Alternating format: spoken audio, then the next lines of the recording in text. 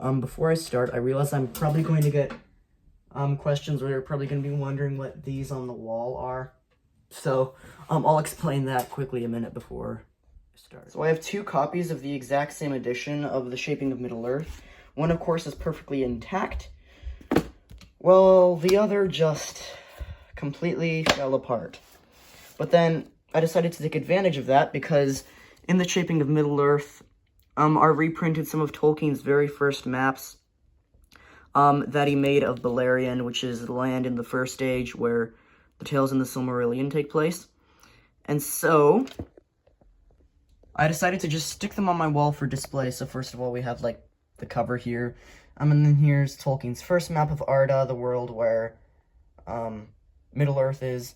Second map, third map, fourth map, fifth map. So yeah, I just thought I should put them up here for display. Hello everyone, welcome back. And today I'll be showing you all the books that I got in the past 3 months. Not very many, I only got 4 books in the past 3 months, but I feel like they're enough to talk to you about today. 3 of which are Tolkien books, obviously. If you know me, you know that if I see a Tolkien book in a store, it's immediately mine. And the first book I got was The Legend of Sigurd and Gudrun. This is Tolkien's own version of an ancient legend. I already read this, of course. But this was like Tolkien's favorite work of literature, was an ancient Norse saga. And Tolkien wrote his own version of it.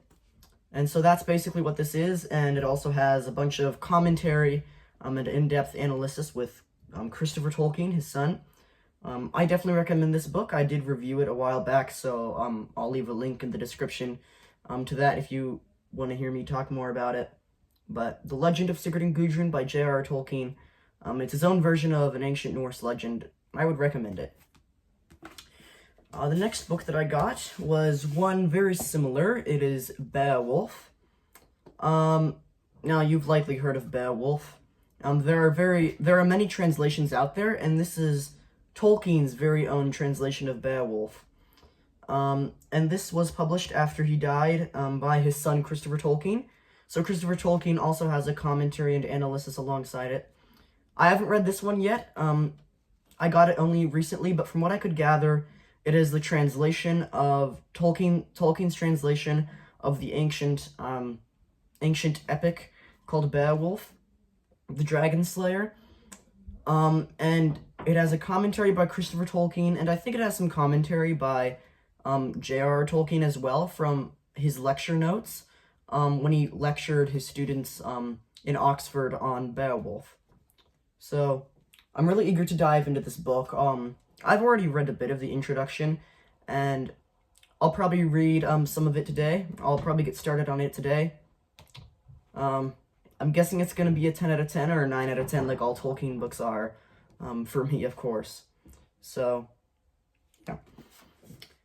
And then the next book is probably my favorite among them all. Yeah, it's a huge edition of The Lord of the Rings that is all 12... Did I just say 12 volumes?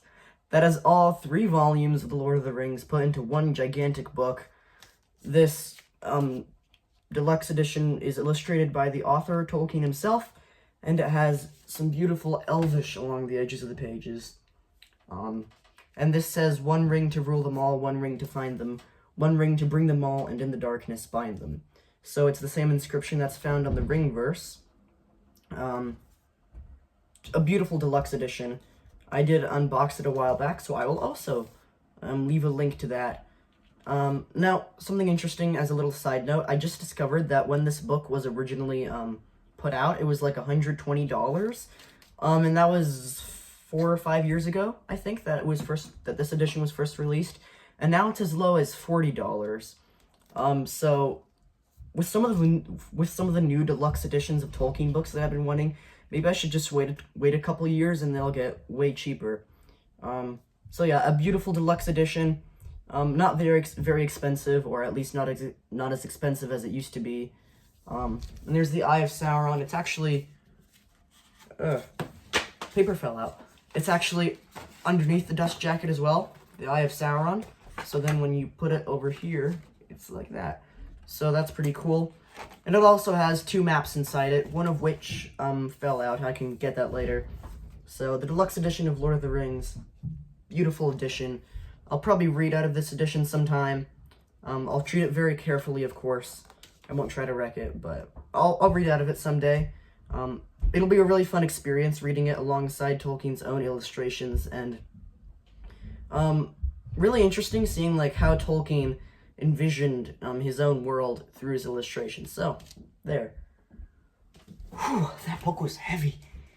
And then, the final book that I got is Harry Potter and the Chamber of Secrets in hardcover.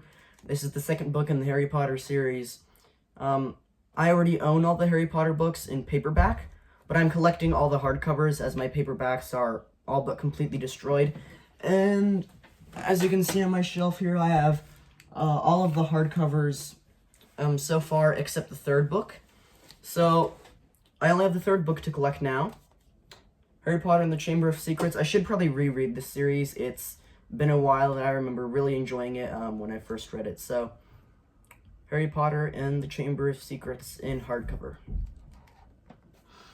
I just love this, the smell of fresh new books. Why on earth did I just say that? Thank you so much for watching this brief book haul. If you enjoyed watching it, smash that like button, but smash it caringly and lovingly. Don't smash it too hard, and please subscribe to my channel, as I do lots of brief book reviews and basically anything else related to books. So, thank you so much for watching this video. Farewell. Or as the elves say, Namarie.